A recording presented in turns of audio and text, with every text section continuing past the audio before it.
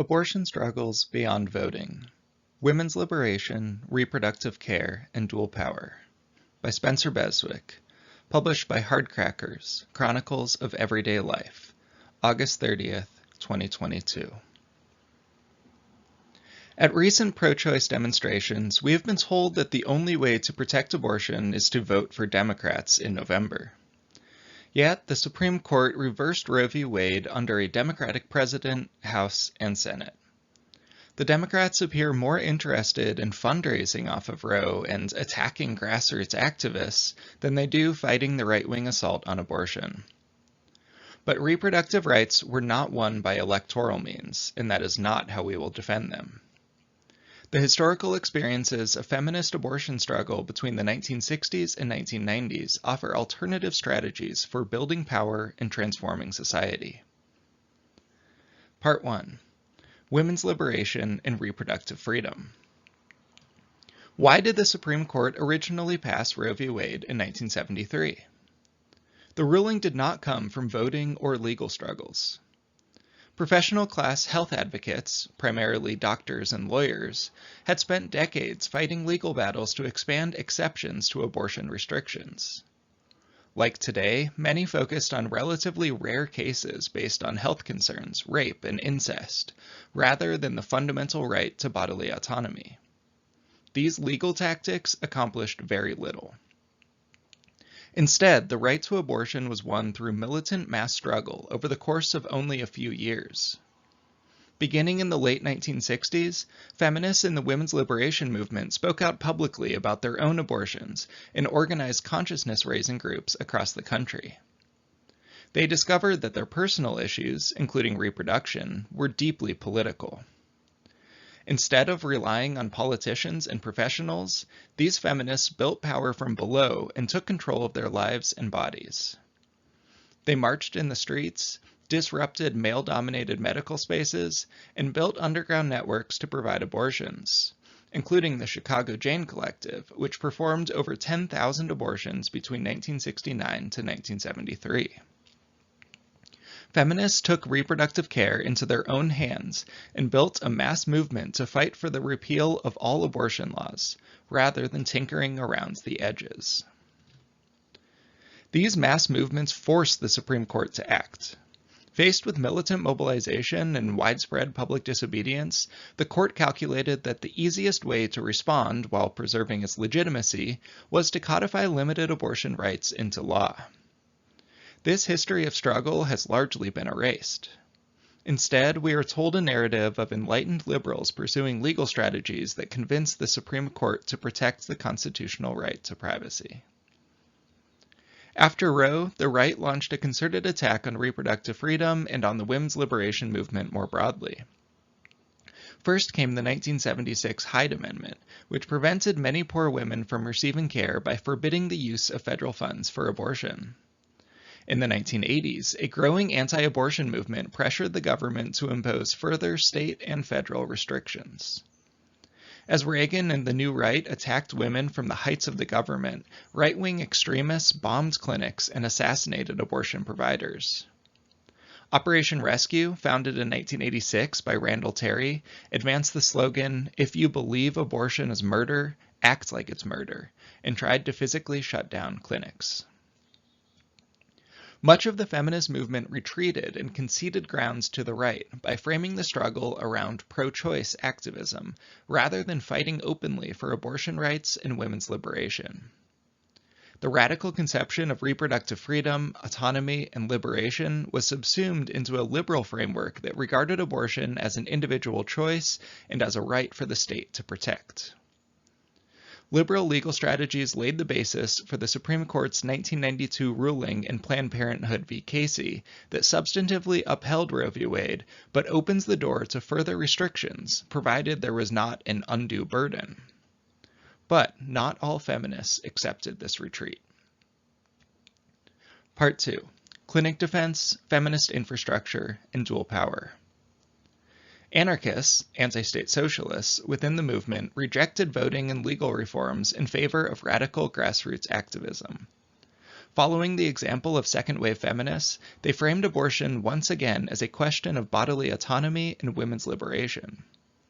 Anarcho-feminists were convinced that Roe v. Wade would not last forever, and that they could not depend on the state and the legal system to protect reproductive freedom. The first task was to defend clinics from Operation Rescue, who regularly harassed patients and blockaded clinics. Anarchists introduced militant street tactics, including the use of black bloc and the anti-fascist street fighting practiced by Anti-Racist Action, to the broad feminist and queer coalitions who mobilized to protect clinics. Feminists and Anti-Racist Action argued that anti-abortion militants were a key component of contemporary fascism, and they resolved to bring anti-fascist street tactics to bear on Operation Rescue. Activists used these confrontational tactics to successfully protect clinics in New York City, Minneapolis, San Francisco, and across the country. In 1993, Operation Rescue tried to host a summer training camp in Minneapolis. They wanted to repeat the success of their 1991 Summer of Mercy mobilization in Wichita. Unlike in Kansas, however, anarchists defended clinics from them, blockaded them in their church, vandalized their materials, and ultimately ran them out of town. Reflecting on the experience, a local anarchist named Lisa wrote that, quote, "It seems like no matter how hard activists fight, we rarely win. Except this time, we were victorious. We fought against these fascists. We saw the demise of Operation Rescue in the Twin Cities, partly due to our unprecedented aggressiveness and opposition, and partly because their movement is losing, big time." End quote. In addition to defending clinics, anarcho-feminists built reproductive care infrastructure to perform abortions outside the reach of the state. Anarchists believed that the state was inherently patriarchal and was ultimately the enemy of reproductive justice. Thus, the Love and Rage Revolutionary Anarchist Federation argued in its draft political statement that, quote, "Our freedom will not come through the passage of yet more laws, but through the building of communities strong enough to defend themselves against anti-choice and anti-queer terror, rape, battery, child abuse, and police harassment." End quote.